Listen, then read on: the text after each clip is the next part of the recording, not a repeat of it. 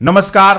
क्या देश की राजनीति और आर्थिक जगत के भीतर प्रधानमंत्री नरेंद्र मोदी ने एक ऐसा महाकीर्तिमान स्थापित कर दिया है जिसने आजाद भारत के 73 साल पुराने इतिहास को पूरी तरह झकझोर कर रख दिया है? सावधान हो जाइए, क्योंकि लगातार 3 बार देश की सत्ता पर काबिज होने के बाद पीएम मोदी ने पंडित जवाहरलाल नेहरू के 4398 दिनों के रिकॉर्ड को ध्वस्त करते हुए पूरे 4399 दिनों तक लगातार देश का नेतृत्व करने का एक ऐसा सनसनीखेज महारिकॉर्ड बना दिया है जिसे तोड़ पाना अब किसी के लिए भी मुमकिन नहीं होगा। राजनीतिक मोर्चे पर मचे इस भयंकर हलचल के बीच पिछले 12 साल के इस सफर में भारत की जीडीपी और देश के शेयर बाजार ने एक ऐसी खौफनाक और तूफानी उड़ान भरी है जिसने अमेरिका और चीन जैसे सुपर पावर्स के होश पूरी तरह उड़ा दिए हैं।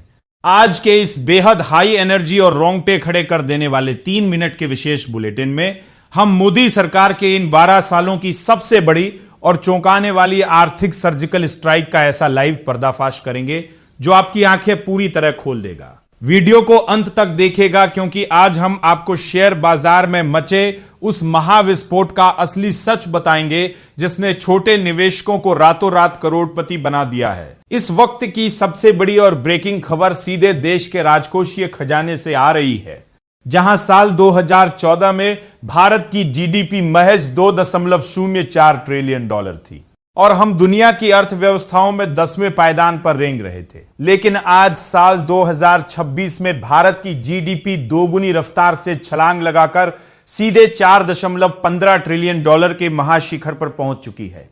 इसी ऐतिहासिक छलांग के बदौलत भारत दुनिया की 5वीं सबसे बड़ी महाआर्थिक शक्ति बन चुका है। इंफ्रास्ट्रक्चर के मोर्चे पर राष्ट्रीय राजमार्गों का नेटवर्क पूरे 60% तक बढ़ चुका है, जबकि देश के कोने कोने में बिजली पहुंचाकर विद्युतीकरण के स्तर को सीधे 99.6% पर पहुंचा दिया गया है। वित्तीय समावेशन का आलम यह है कि साल 2014 में जहां सिर्फ 48% जनता के पास बैंक खाते थे, वहीं जनधन योजना के चक्रव्यूह से आज यह आंकड़ा बढ़कर सीधे 71% हो चुका है, जिसने सरकारी खजाने से सीधे आम आदमी के खातों में पैसा भेजने की पूरी व्यवस्था को ही बदल कर रख दिया है। किंग धमाका तो देश के सरकारी निवेश यानी कैपेक्स में हुआ है, जो साल 2014 के महज 1,75,000 करोड़ रुपए से कई गुना बढ़कर अब सीधे 11 लाख करोड़ रुपए के रिकॉर्ड स्तर पर पहुंच चुका है।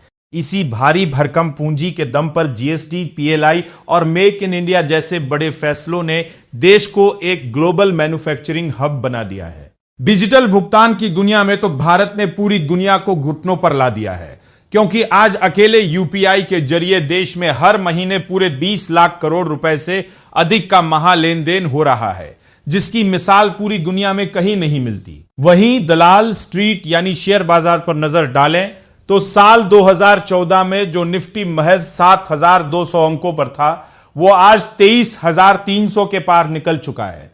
यानी निफ्टी में पूरे 256% की भयंकर तेजी आई है। इतना ही नहीं, मिड कैप इंडेक्स में 645% और स्मॉल कैप में 423% का ऐसा बम्पर विस्फोट हुआ है जिसने निवेशकों को माला माल कर दिया है। जबकि मेटल सेक्टर में 460% और एनर्जी सेक्टर में पूरे 400% का महा उछाल दर्ज किया गया है।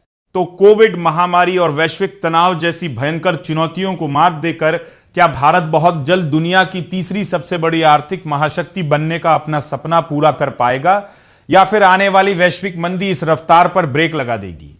अपनी राय हमें कमेंट बॉक्स में लिखकर जरूर बताएं और हमारे टेकनेट इंडिया चैनल को अभी सब्सक्राइब करें और बेल आइकन दबाना बिल्कुल ना भूलें। बने रहिए हमारे साथ। यह वीडियो सिर्फ एजुकेशनल मकसद के लिए है। इन्वेस्ट करने से पहले कृपया अपने फाइनेंशियल एडवाइजर से सलाह लें। नमस्कार, धन्यवाद।